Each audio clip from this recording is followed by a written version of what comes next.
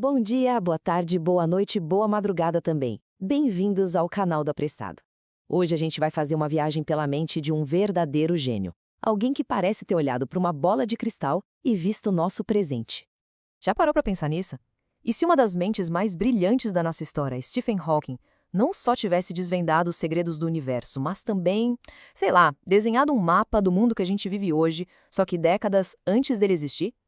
É exatamente nisso que a gente vai mergulhar agora para ver como as visões dele lá do passado descrevem com uma precisão assustadora o nosso dia a dia.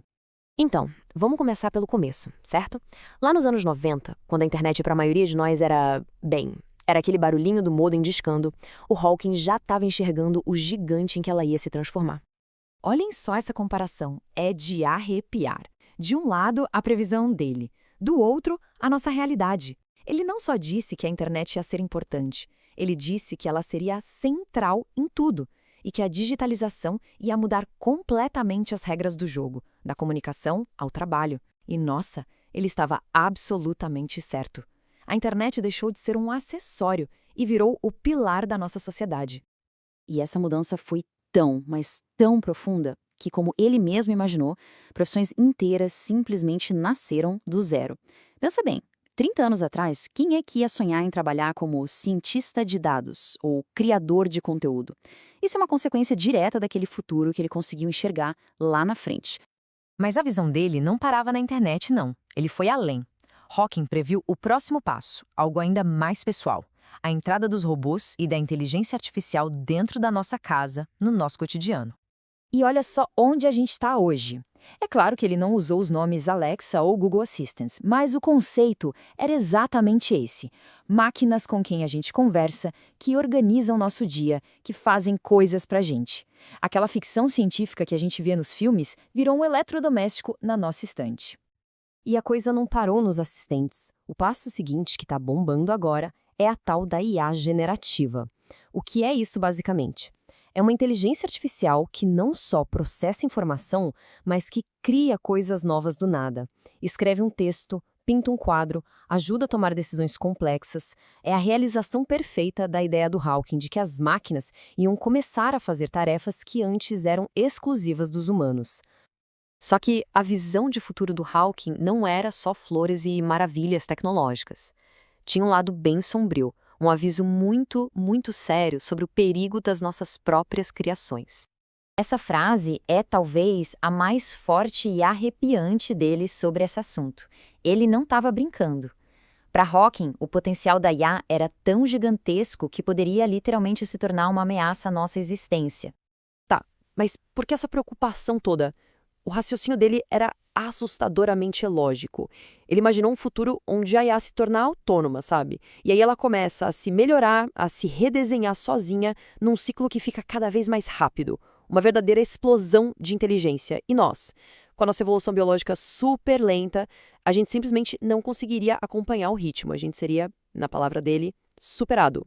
E essa é a grande questão do debate sobre segurança em IA hoje em dia.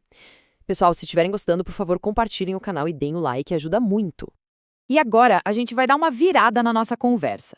Porque por mais que essas previsões sobre tecnologias sejam incríveis, a profecia mais antiga e fundamental que ele fez essa não tem nada a ver com máquinas ou com a Terra. Ela tem a ver com o cosmos. Preparem-se, porque agora vem a grande revelação dessa nossa análise. Uma teoria sobre buracos negros que Hawking propôs há mais de 50 anos e que só agora, recentemente, a realidade conseguiu provar que ele estava certo. Em 1971, ele bolou o Teorema da Área. Traduzindo, o horizonte de eventos é tipo a casca do buraco negro, sabe? É aquela fronteira de onde nada escapa, nem mesmo a luz. O que Hawking disse foi o seguinte: a área dessa fronteira nunca pode diminuir. Se dois buracos negros se chocam e viram um só, a área desse novo buraco tem que ser, no mínimo, a soma das áreas dos dois originais. Simples assim e genial. E olhem só essa jornada no tempo, mais de meio século entre a teoria e a prova final. O pulo do gato foi em 2015, quando a gente conseguiu detectar pela primeira vez as ondas gravitacionais. E isso abriu uma janela completamente nova para a gente observar o universo. E foi um sinalzinho específico que chegou para a gente, que bateu o martelo. Mas o que são essas ondas gravitacionais? Imagina que o universo é como um lençol esticado. Quando algo muito, mas muito violento acontece, tipo a batida de 2 buracos negros, isso cria marolas nesse lençol. Essas marolas são as ondas gravitacionais. E a prova da teoria veio justamente da análise das ondas de uma colisão que aconteceu há mais de 1 bilhão de anos-luz daqui. É incrível! Agora, vamos para os números, porque eles não mentem. Os cientistas viram 2 buracos negros, cada um com umas 30 a 35 vezes a massa do nosso Sol. Eles se juntaram num único buraco negro gigante, com 63 vezes a massa do Sol e girando a 100 rotações por segundo. E o cálculo final, o mais importante de todos, foi esse. A área da superfície do buraco negro final era, sem sombra de dúvida, maior que a soma das áreas dos 2 originais. Ponto final. Hawking estava certo. E é legal saber que, desde 2015, a gente já detectou mais de 300 sinais desses. Mas esse, em particular, foi o mais claro, o mais nítido de todos. Os próprios cientistas falaram que foi como um sussurro que virou um grito. Deu para ouvir perfeitamente o que o universo estava dizendo. E essa citação do Maximiliano Isini, um dos pesquisadores, fecha com chave de ouro.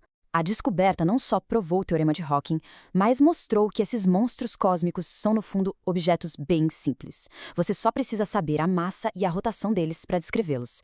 É extraordinário. Então, no fim das contas, o que fica pra gente é um legado duplo, sabe? 2 faces da mesma mente brilhante de Stephen Hawking que a gente explorou aqui hoje. De um lado, a gente tem o futurista. O cara que olhou para o futuro da tecnologia, previu nossa sociedade conectada, mas que também puxou nossa orelha e disse: cuidado, sejam responsáveis com o que vocês estão criando. E essa frase dele resume tudo. O potencial tá aí para ser a melhor coisa do mundo ou a pior. E a escolha, segundo ele, tá nas nossas mãos.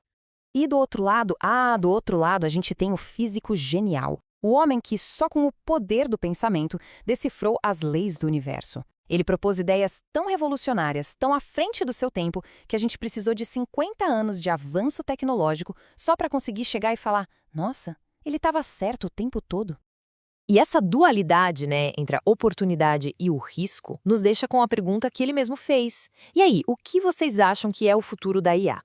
É a melhor ou a pior coisa que pode acontecer para a humanidade? Deem sua opinião nos comentários.